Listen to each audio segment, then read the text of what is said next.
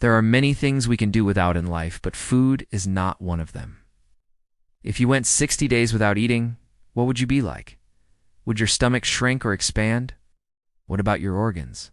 Can you even live without eating anything at all? We've done some digging for you, and here's how people have survived without food for 60 days.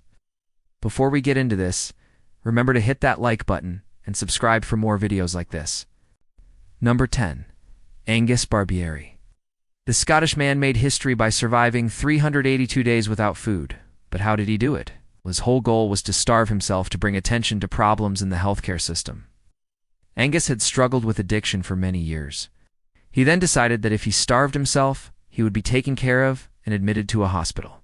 So that's exactly what he did. He began his fast on January 13th, 1973. After 11 months of living off just water, Angus broke a world record. His body weighed only 41 kilos, and he was suffering from severe malnutrition, muscle loss, insomnia, and ulcers. Number 9. Fasting. In modern times, fasting is seen as a trend diet. But believe it or not, fasting has been practiced for thousands of years. In ancient times, doctors would recommend fasting to patients who were ill. They believed that fasting could cure them of their diseases, and in some cases, they were right. There are many reasons why someone may choose to fast. Some people do it to lose weight, while others do it to detoxify themselves of harmful substances. And still, others do it because of religious beliefs. There are various types of fasts that people take part in. Some fast for one day, while others can go for several weeks. The longest fast that anyone has ever done was 382 days. This person managed to survive off of nothing but water. But please don't try this at home. No. 8 food banks. One way to survive without food for 60 days is by visiting food banks every day. Of course, you will be able to visit a food bank twice in a row, since you will be seen as a beggar. So instead, you'll need to learn the art of begging. This is especially true if you live in a big city where nobody really cares about you. Just make sure you visit different food banks each time. Number 7. Eating only once per day. Even though it doesn't sound like a lot, eating just once per day can help you survive for quite a long time. Of course, you won't be able to eat a lot during that one meal, but you can definitely get some nutrients in you.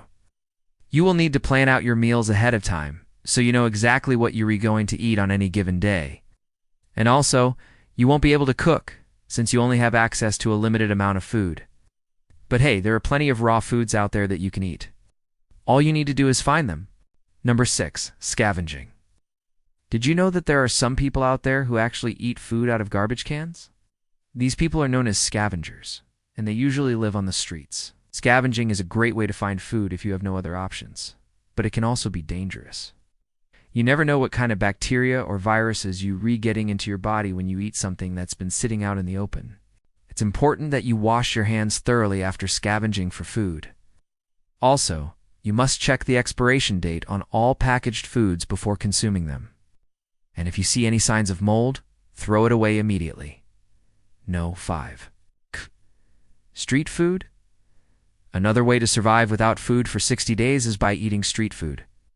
Street food is a great way to get a quick bite to eat when you're on the go. Most street food vendors sell items that are freshly prepared, which means you won't have to worry about consuming spoiled food. Plus, street food is usually pretty affordable, so you won't have to break the bank in order to eat well. Some popular street foods include hot dogs, pretzels, popcorn, and nuts. If you're looking for something a little bit more substantial, you can also find street vendors selling items such as grilled cheese, sandwiches, hamburgers, and even pizza slices. Just make sure you get your food from a reputable vendor so you don't get sick. No, for food pantries. 8. In addition to food banks, you can also visit food pantries to get supplies. Food pantries are usually run by local churches or community organizations. They often have a wider variety of food items than food banks do, since they're designed to help people stock up on supplies. In addition to non-perishable items such as canned goods and dry cereal, food pantries often have fresh produce available as well. This can be a great way to get vitamins and minerals that you may not be getting enough of from other sources. Many food pantries also offer frozen meats and poultry, which can be a good source of protein. If you have access to a freezer, be sure to take advantage of these resources. Number 3. Meal services. There are several different meal services that you can contact to get food delivered to you. Meal services are a great way to ensure that you're getting nutritious food on a regular basis. They usually deliver prepackaged meals that are ready to heat and eat. This can save you a lot of time and hassle, especially if you're unable to cook for yourself. There are a few different meal services available, so be sure to shop around and find one that meets your needs. Some services may require that you have a valid ID and proof of income in order to qualify for free or reduced price meals. But hey, if you're starving, you'll do whatever you have to do. No, to house. If all else fails, you can always knock on doors and ask for food. Of course, this can be a bit embarrassing, but it's better than going hungry. When asking for food, it's important to be polite and respectful. If you knock on a stranger's door and they offer to buy you food instead of asking for free food, accept the offer. It's always better to receive food from someone who's willing to give it to you than from someone who feels like they are being taken advantage of. Number 1, nothing.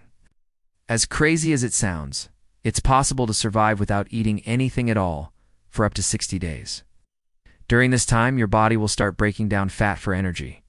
This process is called ketosis. Ketosis can cause a number of side effects, including bad breath, fatigue, and constipation. However, most of these side effects can be avoided by drinking plenty of water. In fact, it's important to drink plenty of fluids when on a liquid fast so that your body doesn't become dehydrated. If you want to try a liquid fast, it's best to do it under the supervision of a doctor. Now check out Longest Time Without Food and Water, or watch Who Survived the Impossible.